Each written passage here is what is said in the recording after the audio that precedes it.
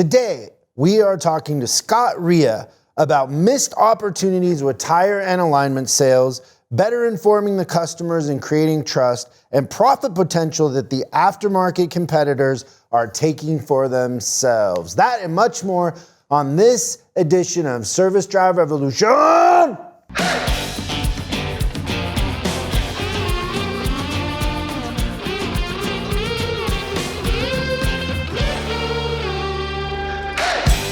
So Scott, you were asking if we're hockey fans. Well, it's funny because in the background in my office, I've got the TV on and there's a Calgary Flame Vancouver Canuck game going on, which means zero. Neither one of them made the playoffs. The playoffs have already started, and these two teams are still finishing their regular season, which is unheard of. You would never think about having regular season playing at the same time that the playoffs have already started. And that's because of COVID? Well, I think it was just the schedules. And because these two teams were so far out of it, they could start the playoffs because they weren't going to make it anyway. Are you in Canada? I'm not, but I am a Canadian, and that's my sport. So I grew up in Calgary out west, and that's my team. And fortunately, they didn't make the playoffs this year. So we're going to talk about selling tires, Scott. Right up my alley. So think about going forward. What's a service department, and who knows what the answer to this is, when an electric car takes over, right? You've got a 3,000 moving part combustion engine vehicle that has all sorts of things that can break. A lot of stuff can break. And when the mileage bands start to pile up on a car, and you know this, I'm not, this is just a conversation. You're going to have big ticket items at 100,000 plus miles. But you look at the data coming back on some of these Tesla, 400, 500,000 mile runs, not much breaks. Now they go through tires like breakfast cereal because of the weight, because of the torque in the engine, those sorts of things. The tires are going to wear out quickly. So the tire manufacturers are licking their chops because they're going to sell, 100% more tires on electric vehicles than they do on a regular passenger car that weighs, 3,500, 4,000 pounds instead of 6,000 or 7,000 pounds. I don't know. But then what is this service department really going to end up having to sell? They're going to have to sell a lot of suspension work because that's going to also take a hit with the extra weight. Brakes are going to go quickly until they maybe change the components that can last longer. But I don't know how you make a tire handle that weight without changing completely the ride quality, because you could put a solid rubber tire on the thing and it would last longer. But who wants that? So it'll be interesting to see what happens in the next, and I'm bumping up against 60. I hope I'm out of this by then, right? Because I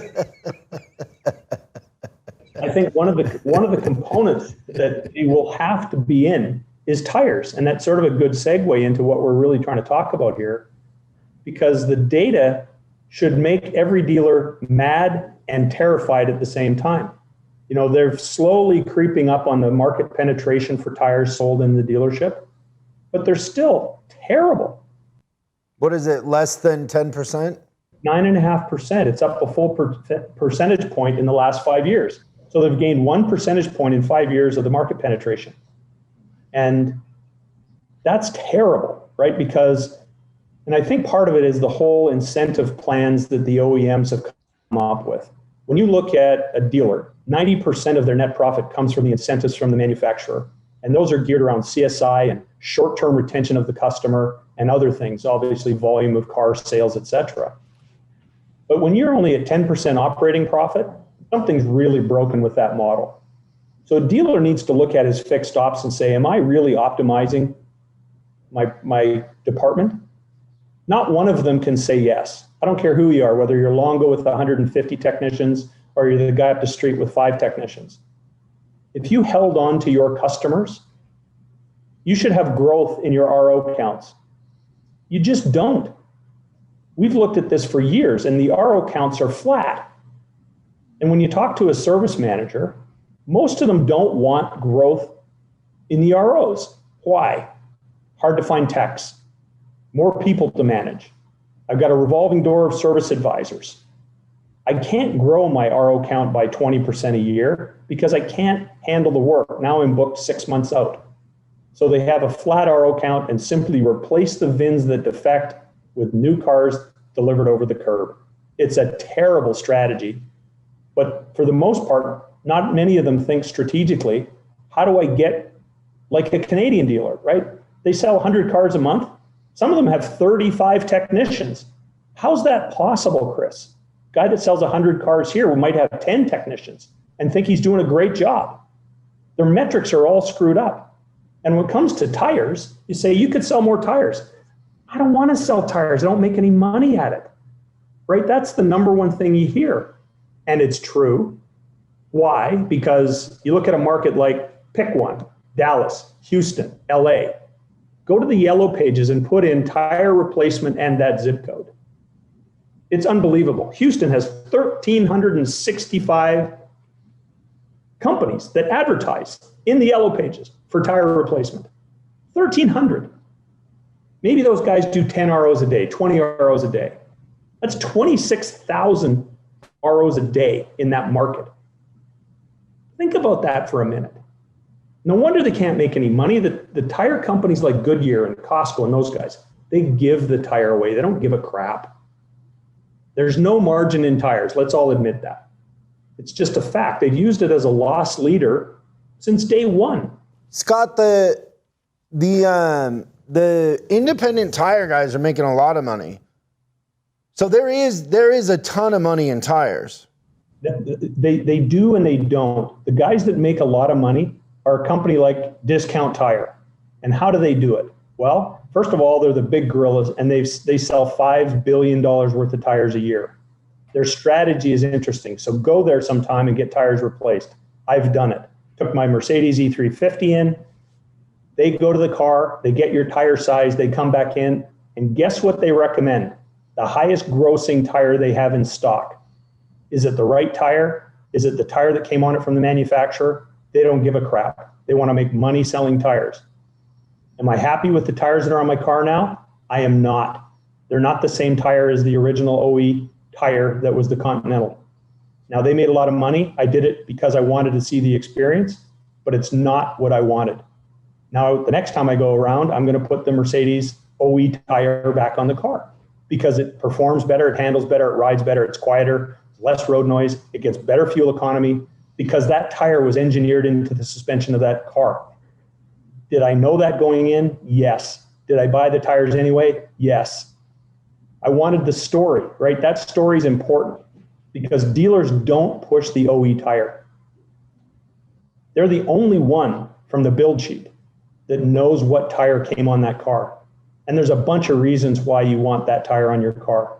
The number one is safety, right? It's the safest tire based on load, speed rating, cornering, handling, sidewall dispersion. It's engineered into the suspension. And the average OEM spends about $5 million doing that for every car. Tell the customer that. Let them make the choice. We don't do that. People put whatever tire they want on. Then they get dissatisfied with the car. I only have 40,000 miles and the car doesn't ride properly anymore. I'm getting rid of this and I'm going to buy a different brand. That's craziness. People need to change the way they communicate the information to the consumer. Price match guarantee should ensure that a dealer sells a lot more tires, right? And our data would say, after scanning 28 million plus vehicles, that around 11% of the tires need immediate replacement. So if you're doing 1,000 ROs, you see 4,000 tires, you should sell 440 tires a month because those are in need of immediate replacement. You could sell a few more because some probably need to be replaced because the guy won't make it to the next service visit. But that's just the hard data. The point is, though, that there is a lot of money in tires. So, we have we have coaching groups and we have guys that own tire shops in those coaching groups. And the thing that happens to dealerships is manufacturers make a deal with dealer tire. Dealer tire rebates 5% to the manufacturer. The dealers are at a disadvantage when the local tire shop is getting, up to 10% back on performance. So the more tires they sell, they get a back end. So they're getting a rebate that the dealers aren't seeing. The manufacturer is seeing that. and they kind of have to go with dealer tire or whatever the manufacturer is doing, but the manufacturers are keeping a lot of that money and the perception in the dealership world is that there's no money. But I have dealers that have gone out and bought a Goodyear franchise or a Big O Tire franchise, and they're making a ton of money on tires. It's the model that needs to change, in a sense, where the manufacturers need to understand it. They need to understand, and then the dealers need to understand that that's a retention tool and not a loss leader. But it's seen as a loss leader, and that's not the case. It's just how the setup is currently. But it's going to have to change, because like you're pointing out, tires are going to become more and more important for retention. But also, as electric cars are rolling out, that's going to be a part of what the service departments need to survive. And I don't disagree with you on the profit side, but tires tend to be a volume game if you want to make money at it. And here's the example. There's a little town south of Dallas called Waxahachie. It's about 30,000 people. They got a discount tire store there. That's where I put my tires on when I lived in Texas. And I said to the manager, I said, so how many tires do you sell a month? He goes, on an average month, maybe 5,000, and a good month, maybe 6,500. Think about that. You talk to a dealer, he's happy when he sells 150 tires a month and he's got a dozen technicians. It's pathetic. So even if he's making 15 or 20 points on the tire, which is not really what they do in the dealership for reasons that you just described, they don't have the volume of tires. Now, the profit from a tire really comes from the work around the wheel. Inspection processes for years have been flawed because you couldn't motivate a technician to pull the tire off the car unless you sold a rotation. And then they didn't find the work. And if you did, and you sold tires and got the wheels off, now all of a sudden you see the scored rotors, you see the brake pads that need to be replaced, you see all the work that's there. And if you ran a report, which we've done in dealers, and you probably have done this as well, how much gross profit is on an RO with tires sold versus the gross profit on just a regular repair order with no tires sold? We see it anywhere, depending on the brand, anywhere from 150 to 300 bucks more in gross profit. Because not from the tire. If you looked at revenue, it would be way higher because tires are expensive, certainly in the Highline stores, but it's the gross. You're selling more work as a result of selling the tires. So you got to look at it in a holistic approach instead of saying, boy, my parts manager won't stock tires and my dealer tire only delivers once a day, so I can't sort of meet promise times consistently. There's challenges. Don't kid yourself. This isn't easy for them to just flip the switch, because for years they just sent the guy down the road. Oh, you need tires, go to Goodyear up the street. So how do we sort of claw that work back? It starts with identifying which tires need to be sold. Not every dealership does that, even through a multi-point inspection. There was a recent lawsuit for $12 million because we told the customer the tire was great. There was an accident, the guy died. And when the NHTSA went and did the investigation, the pictures were online. The cords were hanging out of the tire, but the multi-point inspection said 830 seconds. So we have to fix that, right? There's a few pieces of this that make it a lot easier. Identify your opportunities, because then you'll know whether you're doing a good job or not. Assume you don't make any money on tires, and I don't want to get into that argument. You could make money if you had the right pricing strategy. But if you identify you had 400 tires and you're the best tire guy in your district and you sell 100, you're using the wrong gauge. If you're comparing yourself to the other guys who are selling 25 tires a month, and just because you're number one makes you feel good, you just threw away 300 tire opportunities to the aftermarket. Because that's the one thing about tires that people don't realize. They're getting replaced no matter what you say. Whether they age out because they've lost their shelf life, for guys sitting in the garage in Florida and they're 6 or 7 years old and the sidewalls are all cracked and the thing's starting to lose air, or they just run out of tread and lose the ability to hold air. You have to replace the tires. So there's some things that we can do. If we provided them more data, hey, you had 400 tire opportunities, but you only closed 100. Do you care? Do you want to go to 200 or 300 or 400 tires a month? Here's what you might need to do. You might need to stock more tires. You might need to look at your pricing model. You might need to look at your technicians and see if they really do want to replace tires, or do you need to go up the street and steal the guy from Discount Tire at $10 an hour, and that guy just runs around your shop putting tires on all day? Pretty simple solution there, especially when you can't find people. You don't want an L1 certified tech putting tires on at 35 or 45 bucks an hour. Doesn't make sense. So there's a whole bunch of things we can do. And imagine, think about this, Chris. If we could show you a heat map of all the customers that are out there in your DMS that need tires replaced immediately, and by immediate, I mean within the next week or so, what would you do with the information? Would you reach out to Chris and say, Chris, you're due for tires. We've been talking about this for a little bit. Now it's time. Come on back in for another analysis. We've got the right tire in stock. We've got price match guarantee. We'll finance your tires if you need help. We'll give you 90 days, same as cash. We'll come and pick up your car. I mean, dealers are great at marketing stuff. They can come up with the right message, but they don't have the data. If we could give you a predictive model that says, here is the 5 people today, 7 people tomorrow, 9 people the next day that all need tires replaced, could you give it to the BDC and drive more visits? Because if you don't hang on to the customer, our data shows from those 28 million cars we've scanned that the average age of a car in a dealership service department is 4.5 years old. But the aftermarket is servicing 11.5-year-old cars. So you wonder how they're making a bunch of money? Well, you've got a 40,000 mile vehicle versus a 140,000 mile vehicle. You and I both know that the revenue possible, maintenance and repair, skyrockets once you hit about 100,000 miles. It's about 5-fold on average what a car under warranty spends, right? It's about $80 a visit for the first few years of ownership, because nothing goes wrong. And even an oil change happens, in BMW's case, 1.2 times a year.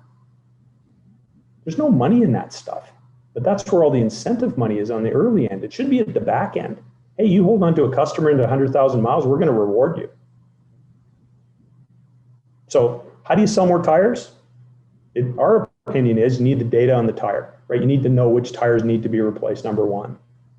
Number two, you need to have the ability to do the work, either have the stock available, and if you have the right SKUs, you can probably get away with 85% of the requirement with 7 or 8 SKUs.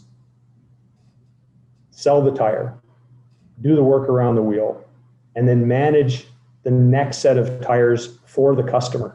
Because if you have the date and the mileage and the tread depth, now you can look at the next scan, the tread depth, the date, and the mileage, and very accurately predict when that customer needs tires and reach out exactly when he's due instead of using 5,000 postcards a month with a 3% return. You probably want a high return rate, and you would get it if you were target marketing exactly when the tires are needed, especially if you've educated them along the way. So how do you sell more tires? It isn't that complicated, and you probably have lots of customers you work with that sell lots of tires. But in this industry, across the board, 9.5% penetration, they've got to compete with the Goodyears and the Pep Boys and even Amazon for that matter. People are ordering tires on Amazon and Discount Tire and Tire Kingdom and Les Schwab. The list is pretty long, right? Even Jiffy Lube. You wouldn't think, are they selling tires? Why are they doing that? Well, their business is drying up because oil changes are not every 3,000 miles like when we were growing up. They're once a year. So what do? They supplement their work with tires, and people in Jiffy Lubes are using our technology to help them sell more tires. How about Midas Muffler? They've completely changed their entire business model and built a 90,000 square foot tire warehouse in Buffalo. And they have 1,400 locations. Now it's Tires Plus or whatever they've called themselves. Because mufflers are made out of stainless steel now, and they don't rust and they don't go bad. And their business model dried up underneath them. Their business model is actually every 6 years they add something else to the name. So it started out like Midas Muffler, then it's Midas Muffler and Brake, then Midas Muffler Brake Suspension. Next is Midas Muffler Brake Suspension Cup Holders. Yeah, sure. And they've got to find things to sell. The dealer's no different, right? They got to find some things to sell, and they just haven't done that. And they ignore the tire And because of that, the big gross item in their shop is alignments. And they do a terrible job of alignments. It's a 5% penetration on the repair orders that have an alignment. We scan 28 million vehicles. 35% of those cars need an alignment based on misalignment. Why are they not doing that? Well, because they don't know what cars. So some people put it on the rack, they test every car, and they pay the technician 2/10, and then it just erodes their gross profit, and they can't capture all their opportunities. Identify the alignment and tell the customer to buy it. And give them the reasons, right? The 3 reasons: safety, save the life of the tire, improve fuel economy. Those are pretty simple arguments.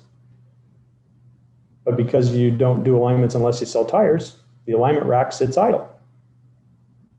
But if you do 1,000 repair orders, you should be doing 350 alignments a month. There's no reason you shouldn't get a high percentage of that work. So there's where the money is, right? The gross is on the alignment. Hunters talked about that for decades and have put lots and lots of equipment out there to measure the alignment specification. We do it a bit of a different way by measuring the tire as opposed to measuring the toe and camber percentages and giving the spec to the customer. Unless you're educated, like maybe you are, Chris, you tell a customer it's 5 degrees negative toe, they don't know what that means. But if you tell them that their tire is 3 on the inside and 5 on the outside, something's wrong with the suspension, they get it. And that's obviously another reason to measure the tire from shoulder to shoulder.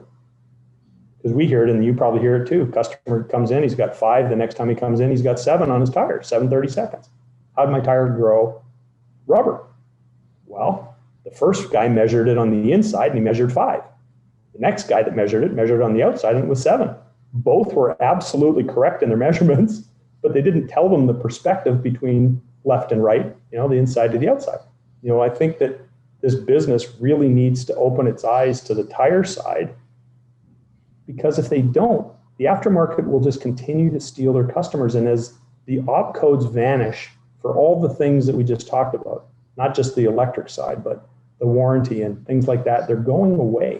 Service business will be harder and harder to generate more gross. It just will. Maybe warranty will go up again. It seems to be on the climb a little bit. And I don't know if you saw Jim Roach's pitch on his new company, the warranty company he's got. He's suggesting that the warranty is rising by 10% a year. That's pretty interesting. And maybe it's just because of these massive recalls. You have a Dakota airbag and it just skews the numbers through the roof like it did in 2016. But I don't think the OEMs are intentionally making cars that are worse or that break more often. They don't want that. They want a low cost of ownership, not a higher. Yeah, the electric cars will break it first. It's good. Well, thanks, Scott. The moral of the story here is tires are a huge opportunity and they lead to alignments and brakes and other things, right? That's a fact. And the people that have focused on it have made hundreds of thousands of dollars a year more in profit in their fixed ops. And retention. And retention. I scratch my head every day. Why are people not loving selling tires and alignments? Because it leads to a lot of gross, especially if your compensation plan has the variable component paid on net profit. The contribution of incremental sales, and you've probably done these calculations, is about 60% to net profit, right? And these are things I'm sure you talk about every day when you're wandering the streets and in dealerships. He doesn't really wander the streets as much anymore. Could though. He's trying to break that habit. No, I could. Yeah. I could start wandering the streets. Why not? A lot of people like to randomly talk about tires on the street. Cool. Thanks. It was great talking to you, Scott. We appreciate it. Sounds good. Thanks, Chris. Bye-bye. Thanks so much for watching this episode of Service Job Revolution. We're uploading new stuff every day, so make sure you subscribe and click the bell icon so you don't miss out. If you have a question you'd like us to answer on the show, call 8333-ASK-SDR and we'll answer your question on the show. That's 8333-ASK-SDR. For special deals on our books and training, head over to offers.chriscollinsinc.com. Now that's offers.chriscollinsinc.com. I'm Chris Collins, and I'll see you in the next video.